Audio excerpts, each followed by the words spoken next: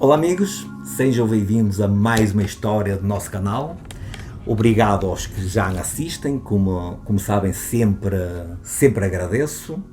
E hoje, por ser o dia a seguir ao Natal, espero que vocês tenham tido um santo Natal, que tenham conseguido estar com a vossa família, que o Papai Noel tenha trazido os presentes ou que vocês desejaram.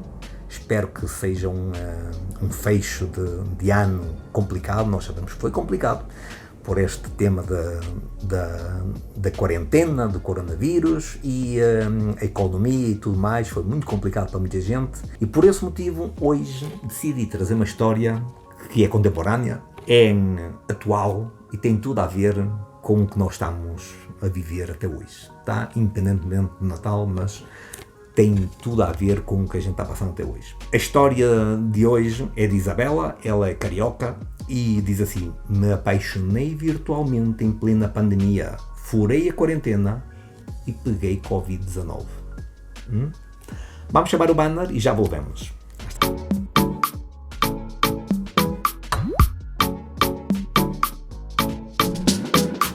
Olá amigos, bem-vindos de volta. Sem perder mais tempo, vamos direto então à nossa história. A história, como eu falei antes do banner, é a história de Isabela, ela é carioca.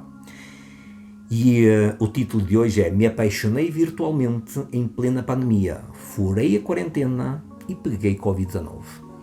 Vamos ver o que é que vai dar esta história, tá? Sozinha e com a sobrevivência do seu emprego ameaçado, Isabela, de 36 anos, começou a se comunicar com um seguidor de Instagram. As mensagens diretas logo se transformaram em telefonemas demorados e os dois decidiram furar a quarentena para se conhecer pessoalmente.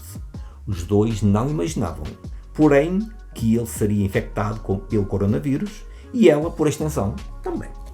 Desde o início das notícias sobre Covid-19 no mundo, tive muito medo. Não faço parte daquele grupo que se acha imune só porque se é jovem e sem nenhuma outra doença pré-existente. Já sabia que esse vírus costuma surpreender. Tenho uma amiga casada com um cidadão chinês e que no início do ano ela sempre me contava como estavam as coisas lá pela China. Além disso, no fim do mês de janeiro conheci um inglês em bailes pré-carnavalescos e tive um affaire de carnaval. Ele vinha todos os finais de semana me ver e tinha preocupação com o contágio dele, pois viajava muito em função do trabalho, visitando até cruzeiros durante a semana. No entanto, a relação não resistiu à distância e ao fechamento dos aeroportos. Foi o caso típico de algo que enfraqueceu, ao invés de se fortalecer diante das dificuldades. Bem, ela aqui toca num assunto que é verdade. Por vezes as distâncias podem gerar ou fortalecer diante de dificuldades e há outros que enfraquecem os relacionamentos. Neste caso, o inglês, a distância não ajudou muito. Isso foi por água abaixo. Continuamos. Quando o Covid-19 estourou aqui no Brasil, cancelando aulas escolares, senti muito medo ainda. Nesse período, preferi deixar o meu filho isolado com meus pais no sítio da família, por ele ter uma comorbidade respiratória. Contudo, me sentia muito só o tempo todo e muito apreensiva.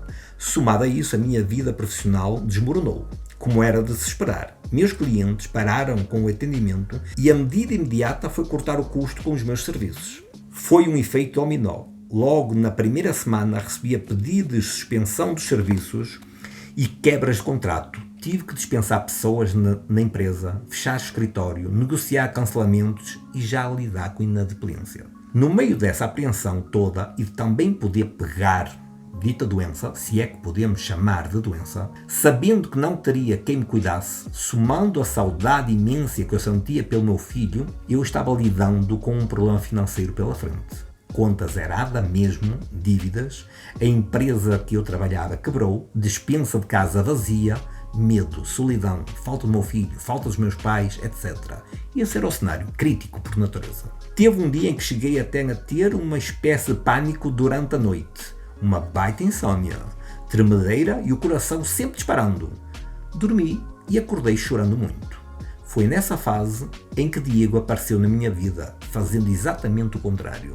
Nós nos conhecíamos por redes sociais havia uns 2 anos, mas não temos ideia de como fomos parar um ao perfil do outro. Ele curtia os meus posts de vez em quando, sempre com o maior respeito, nada além disso, sempre algo que eu escrevia sobre a vida, sobre a política, sobre a fé, compartilhámos da mesma espiritualidade, nunca era aquela curtida como se por vezes recebemos e é como se fosse uma cantada. Eu também gostava da forma como ele se expressava. Era só, embora me parecesse um homem interessante, eu realmente não pensava nele com segundas intenções. Num belo dia, gostei de uma postagem e parei de olhar melhor para o perfil. Ainda não sei dizer como foi ali parar e como é que foi o sininho das segundas intenções que tocou na minha cabeça, mas naquela noite, não sei porquê, sonhei com ele. Era como se ele me colocasse no colo e cuidasse de mim. Uma coisa onírica mesmo, sem sentido. Imagina, alguém que eu nem conhecia e nenhuma referência tinha.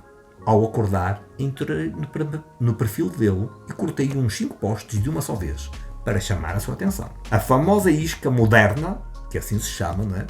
Posts modernos, funcionou. À tarde ele me mandou uma mensagem me chamando para conversar. Naquela noite, 18 de março de 2020, tivemos uma longa conversa por telefone. Eu até esqueci as minhas aflições. Sua postura protetora e benevolente já se fez presente na minha vida.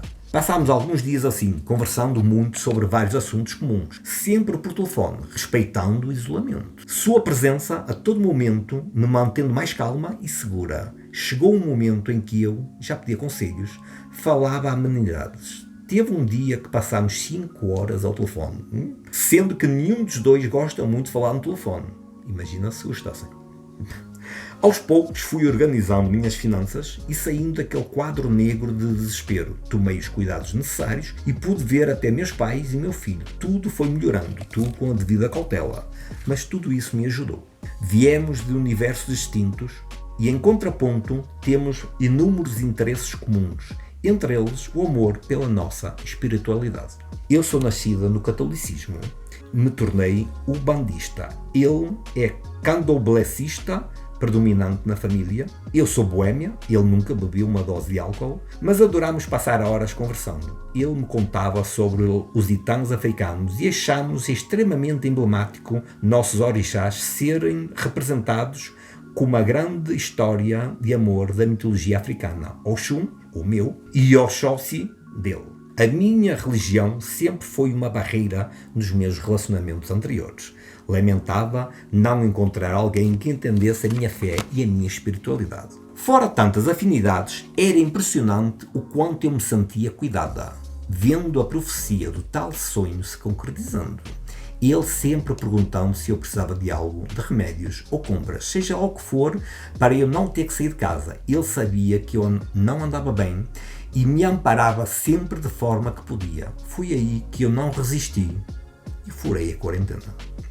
No dia 29 de março, que não são tantos dias assim em relação ao primeiro, porque tudo que ela conta parece que já passaram meses, mas na realidade passaram somente 2 semanas, mas foi intenso, deve ter sido intenso. Bem, voltamos. No dia 29 de março, nos vimos pela primeira vez. Eu tive toda a confiança em marcar na minha casa mesmo. Assim, ao menos fugíamos de aglomerações, furando o isolamento apenas um pelo outro. Ele veio no seu próprio carro, o protocolo ainda nem sequer exigia máscara. Foi como se já nos conhecêssemos há anos, mas isso não diminuiu a estranheza que é um dotting em plena quarentena. Um exemplo disso é como manter alguns protocolos de segurança sem a menor intimidade. Imagino que passámos a noite juntos, mas isso não estava previsto. Então eu lembro de falar toda sem jeito para ele trazer uma segunda peça de roupa para usar quando entrasse em casa, pois eu costumava tirar tudo ao chegar da rua. Ele, ao chegar, todo sem jeito, pediu logo para usar o banheiro e se trocar. Mas ao sair, sem a roupa contaminada, me tascou um beijo e aí tudo começou. Seguimos nos conhecendo assim e tudo foi muito rápido. Seguimos nos falando todos os dias ao telefone e fazendo declarações de amor. Começámos um namoro em plena quarentena. Nos mantínhamos seguros assim. Cada um saindo de casa apenas para nos encontrar e ir ao mercado. Porém, no dia 27 de abril, quase um mês depois, o avô do filho dele passou mal. Ele correu para ajudar e socorrê-lo. Com a ex-mulher, que se tornou sua amiga, assim envolveu muita exposição ao vírus.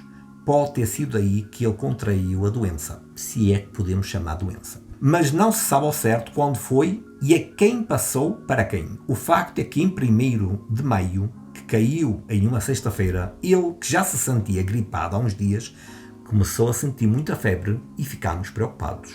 Nesse mesmo final de semana, eu falei para ele não ficar sozinho e vi para a minha casa que eu poderia cuidá-lo. Nem pensei em contágio, nem nada disso. Só não queria deixá-lo sozinho. Passámos o final de semana juntos e na segunda-feira ele soube que o resultado do filho e da ex-esposa tinha dado positivo. Quando ele me disse, eu já pensei, estamos também contaminados. Tanto eu quanto ele. Facto que foi corroborado com os nossos testes e com os sintomas que fomos sentindo nos dias seguintes. Por sorte, tive sintomas leves, mas o perigo foi grande. Ele teve um pouco mais intenso do que eu. Eu o cuidei. Muito bem. Um dia ele ficou com muito medo da intensidade de falta de ar e correu até a minha casa. Medimos a sua oxigenação, estava muito baixa, e corremos para um hospital. Enquanto o acompanhava, pensava no quanto já sentíamos um pelo outro. Uma sensação de proteção e conforto, coisa de quem tem uma relação longa e não há menos de 2 meses juntos. Fora a intimidade que se impôs, já que a Covid-19 trouxe desânimo, febre, diarreia, coisas que não são nada sedutoras ou confortáveis no início de uma relação. Concordo plenamente. Depois desse episódio, decidimos passar uns dias na casa dele até a doença passar. Ou melhor, o vírus. Assim, um cuidava do outro. Ele perdeu os pais muito jovem e por mais que tivesse familiares e amigos próximos, certamente também se sentia só. Seguimos em quarentena e nos querendo muito. Até hoje nos seguimos amando. Amigos, é uma história contemporânea, como eu disse, ativa, atual. Apesar de todos estes meses, e nós estamos a 26 de dezembro, seguimos, uns mais que outros, mas seguimos em quarentena, ou pelo menos quarentena preventiva, e não parece que vai abrandar. No entanto, ela arriscou, sigue desfrutando do amor dela, se assim quer, pelo menos tem um apoio, e por vezes os amores imprevistos seguem nos momentos menos bons.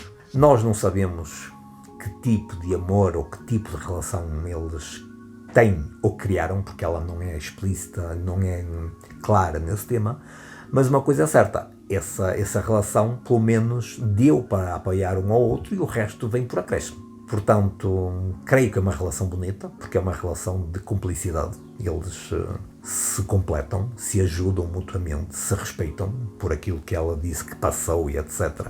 Portanto, se respeitam. E ela continua apaixonada pela relação que tem. As relações são feitas disso mesmo. Como diz um velho ditado no meu país, há sempre um chinelo velho para um pé descalço. E todas as pessoas têm direito a se amar e ser felizes. Cada um no seu jeito, mas a verdade é assim, certo? Peço-vos que se cuidem muito, que o vírus continua aí, portanto peço que se continue muito. Dentro de dias chega aí 2021, espero que seja um ano diferente, que seja um ano maravilhoso, que seja um ano que traga tudo de bom, ou pelo menos melhor que 2020.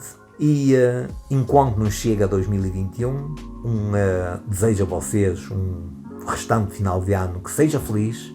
Um beijo, sejam felizes e até ao próximo vídeo. Tchau!